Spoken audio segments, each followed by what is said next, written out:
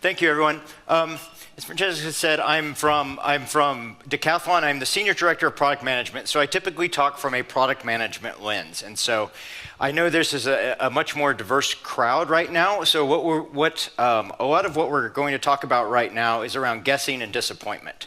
And so it is the reason why we see products fail. It's how you can tell that teams are guessing and not doing their proper due diligence, and how you see those kind of predictable chains of failure that come along, because success in what we do, especially in digital products, is kind of a unique unicorn. But failure is ubiquitous, and we see it, and we'll see some stats, and we'll talk about that as well. I'll start with myself really quick. This is now 16 and 9 years in consumer-facing products across several different industries. I've had everything from 33 to 33 million daily users on products, and the last part is not corny. It's not hyperbole. I do believe that creating products that help people make progress and doing it correctly is one of the most noble things you can do in your work.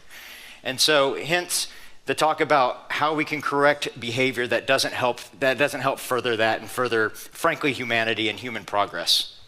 Okay. Just really quick story. I come from a part of America that's referred to as the Bible Belt. It's more kind of conservative, a little more old-fashioned, as you will. It's probably an area that maybe 3 people in this room have ever visited, and it's just because you had a layover in Atlanta. But this was. I was out to dinner as not as young as this kid, but as a young man with a friend of mine, and her parents. Her father had driven us there, and then her mother joined us at the restaurant. And the mother sits down, and the father goes, "I will have the spaghetti carbonara, and the lady will have the marinara." He ordered for her as if she wasn't even there. Now, mind you, she met us at the restaurant. They didn't speak to each other, and he ordered for her. And so you can tell that stuck, like that's stuck ever since. And now I'm talking to strangers on stage about it. But 2 decades later, though, we find that many of the products and many of the practices we do are the equivalent of this in real life. We are ordering. We order for our customers, and we substitute our preferences for their preferences. And so the context of this whole of this talk and of the message is we have an industry around product creation that is somewhat built to spill. Let me talk through the hypothesis here. So 60% of tech companies, according to Bain, have a formal product creation function. There's a 40% likelihood, again, according to Bain, of success if you have a mature product function. Only 25% of companies believe that they have a mature product function, which is kind of like asking people if your kid is above average in good looks and smarts. You're almost definitely over-reporting this number, and it's much likely less mature than that. And how do we know that this is true? Is because this number is stubbornly true, and we'll come back to it. 70 to 90% of products fail. And this has been reported. It's gotten as low as 40% back in time with McKinsey, but it is still, as of 2023, 2024, the number of products, which I believe will also include experiments now as we get better at experimentation, products fail. Meaning the things we're putting in front of customers are not giving the results to them that they want. So talk today is just identify the indicators of guessing in disguise. When can you tell that teams are guessing? We as human beings tend to afford, and it's part of our survival mechanism, afford other human beings much more credit than they likely deserve. We believe that they are smarter, we believe they're more elegant, and they're doing the right things. And so, in keeping in that, though, we have to have a mechanism to say, okay, objectively, I can see that this team, whether I'm either a part of or I'm adjacent to, is guessing, and we have a sign that we're going to create failure for our customers. So, all right, 3 reasons: wrong people, substituting ideas for insights, and wild-ass guessing. Wrong people. So, digital product management and digital product creation grew 33% between the years of 2017 and 2019. I'll come back to this in a second. 85% of people in product and product creation have less than 10 years of experience. 42% stay in a role for less than 2 years. So they're going to move markets. They're going to move industries and not develop that deep knowledge that is generally needed to create great products. 40% are between 39 and 44. I'll come back to this in a minute as well. And then lastly, 35 to 45% come from project management or product ownership.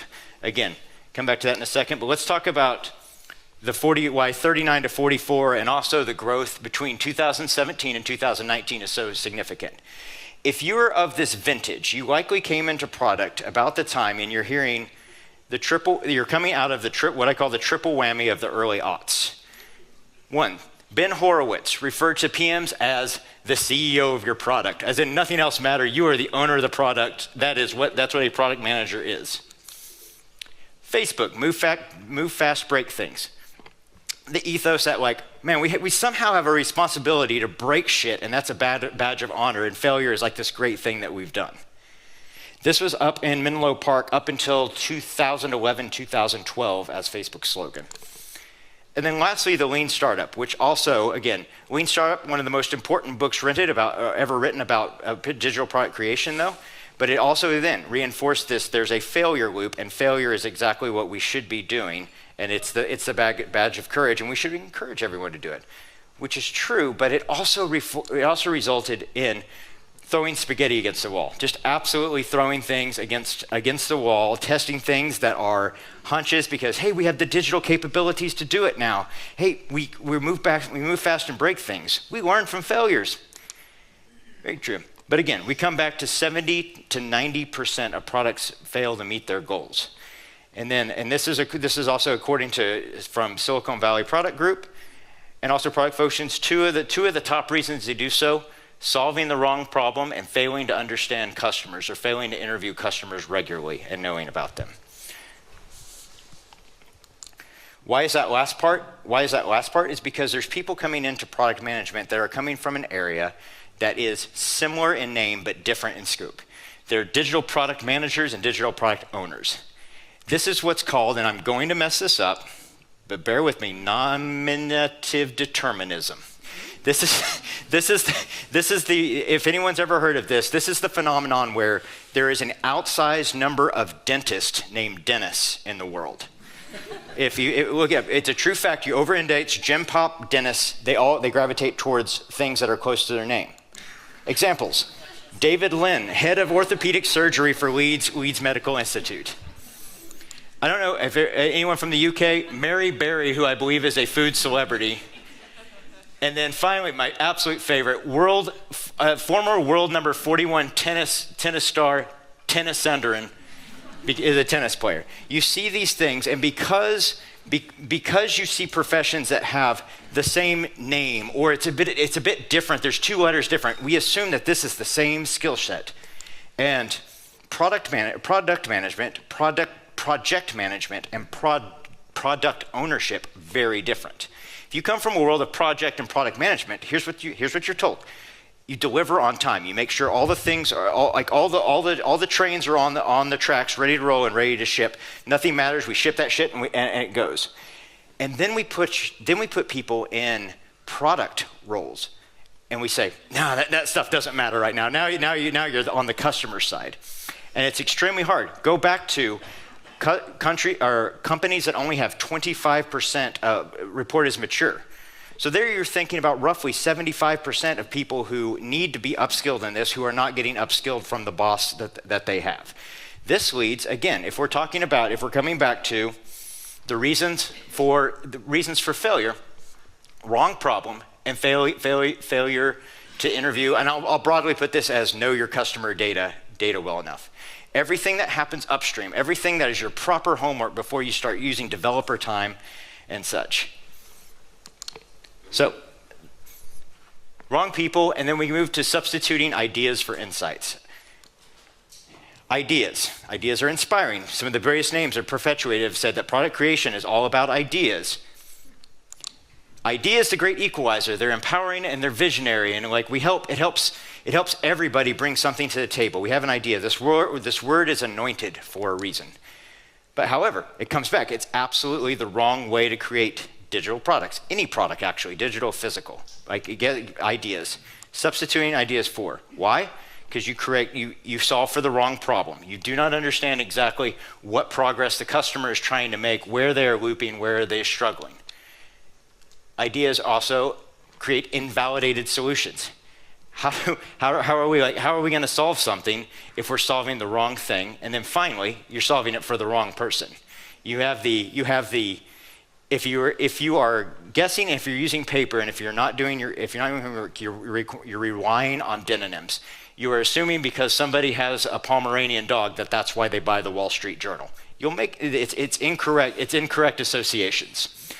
And again, if you were to start from Buenos Aires and try and fly to London, but you were 1 degree off, you'll fly to New York City instead. So starting just a little bit off creates the wrong area. Now I'll pause right now, and I'll kind of come to my Contentsquare examples for the talk, which is whenever properly doing homework and digging insights out of the ground from where they belong. We had an observation. We were using the zoning analysis and kind of understand where the revenue was coming from.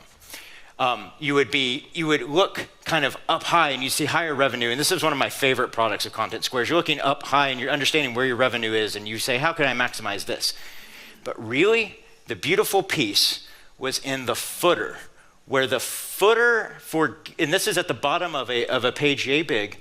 The footer of our homepage with the gifting produced as much revenue as the 3 giant bands above it. What is this? People were looking for gifting. People were looking for gift cards and willing to dig to the bottom of the page to find it. And something that we would not have discovered without sort of proper tooling like this, because this came from product people. Product people are the ones who are typically, and our designers are typically the ones that are using this, not the engineer groups as well. So it allowed us to allocate resources towards gift cards. It allowed us to change the experience where we knew we need to. It led to a 20% year-over-year increase in gift cards during holiday season, which contributed to roughly 4% of the growth that we saw in that time frame. It's my favorite. Also, another one as well. When we were using journey analysis to understand where gift card users were falling out and why. And we feel like, that's odd. They're moving back to Second Life products, and realize our breadcrumbs were going to Second Life roller skis. And so it was kind of bouncing them back there, and we finished. So it allows you to find different quirks there and dig out and solve the right problems at that point. But now let me jump back out and go back to guessing. So we're going back to guessing. Clues that you are in a guessing session. So again, we looked at how to do it right, and we also looked at why guessing is wrong. Okay, first of all, I don't know if anyone's experienced this, soliciting advice about improvements. The email that comes out, or even worse, the meeting invite that says conversion brainstorm. Hey, give me your ideas, everyone in the office. Has anyone experienced this? Like somebody is actually reaching out and saying, oh, let's do a brainstorm of ideas here. This is absconding our responsibility to understand our market and our customer just to other people around us, and hoping that there's wisdom in numbers, which there's not going to be because we're not talking to our customers. This also, by the way, if somebody is calling it dog fooding and they're UX testing within the office, the people who created the product, that's also another version of this. I got a couple laughs off that one. Internal stakeholders coming out, the customer will this. This comes in the form of hyperbole. It comes in the version of a solution in search of a problem. And you also see somebody saying, this is something I've been thinking about for a while, and they take a sales tone. So it's that tone where you raise your voice just a little bit, the same way we talk to babies in order to kind of get them to understand and hear the full range of our voice. That's what it is. This is what Adam Grant calls the politician mentality. So whenever you're working on belief or faith, but you are more in love with winning. You're more in love with what your idea was, and that you need to then convince somebody else that your idea is this. You can tell that tone of voice. Again, you will hear these number of things in these pitches internally. This is 15 years of hearing this throughout my career. And lastly, zoom in just a little bit on your voting on things.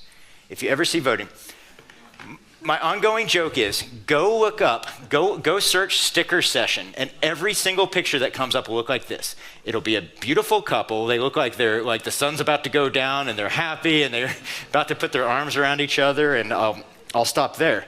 But stickering sessions are also one of those things that is a guessing session. They, if not administered properly, can be the bumpy road to hell. You're voting. What do we think is the biggest issue as customers face? Again, I say this because I believe that solving customer problems is one of the most noble things you can do. Why in the smoking hell would you ask other people in your company what they think the biggest issue is for customers? They may refer to research, but then again, if there's research available, why are you holding a sticker session? How to solve a business program. People are dropping from PDP. People aren't spending enough on this step. How do we increase spending? What are you talking about? That's your problem. What customer problem or what gap do they have that's not allowing them to do something that you want them to? And then lastly, probably the worst is, what's the priority? Where's our priority? What should we do? Could you imagine a more clueless, hapless way to go about finding what you should be working on, is then asking your peers and putting Post-its on the sides and then grouping them as well. So watch the sticker session. They can be done very well, but they have to be done by somebody who knows what they're doing, and it oftentimes masquerades itself as a guessing session, really. So to go through, wrong people with wrong skill set. So watch for people who come from a background that's not this, and they're executing and have not done the homework, or the data homework, the interview homework, what have you. Substituting ideas for insights. We're pitching things. We're basically making it easy without doing the hard work of again, digging. And then wild ass guessing on solutions, like how you go about this. It leads to sleepwalking through the profession, and it often leads to disappointed customers and disappointing circumstances. Lastly, again, how does AI change this as well? I believe it will make it better and exacerbate. I'm in the team that says what AI is actually going to do is it's going to push the emphasis further upstream on product creation in every way. So if you look at the product development lifecycle and go to market and launch, there are areas that are going to become much more automated and much more streamlined to approach in the process. What it does is it leaves you with everything that we've talked about. Everything that we've talked about today is the things where we have people who are guessing, doing things wrong, and taking easy ways in order to create products that will fail customers and create disappointment.